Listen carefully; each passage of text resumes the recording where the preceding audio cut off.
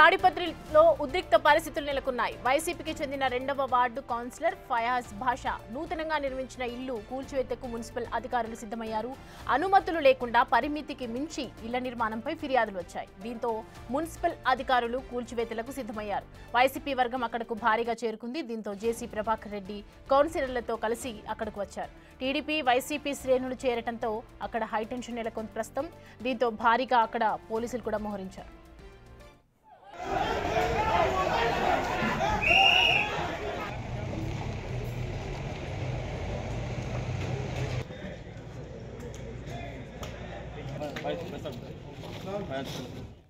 ఈ అంశానికి సంబంధించి పూర్తి డీటెయిల్స్ అందించడానికి మా ప్రతినిధి యోగానంద్ జాయిన్ అవుతున్నారు. యోగానంద్, ప్రస్తుతం అక్కడ పరిస్థితి ఏంటి, సిచ్యువేషన్స్ ఏంటి? సౌమ్య, అనంతపురం జిల్లా తాడిపత్రిలో మరోసారి ఉద్రిక్త పరిస్థితులు ఉన్నాయి.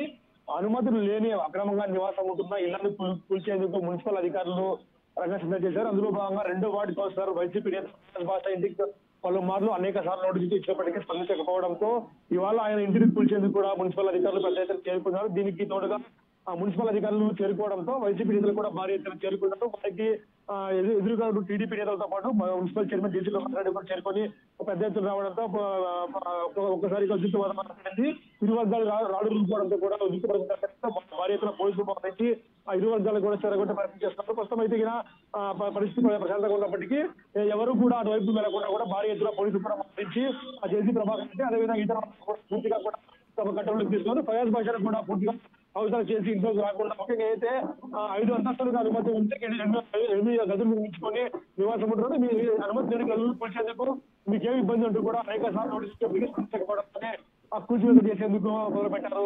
Soumya, right Yoganand, thanks for the updates.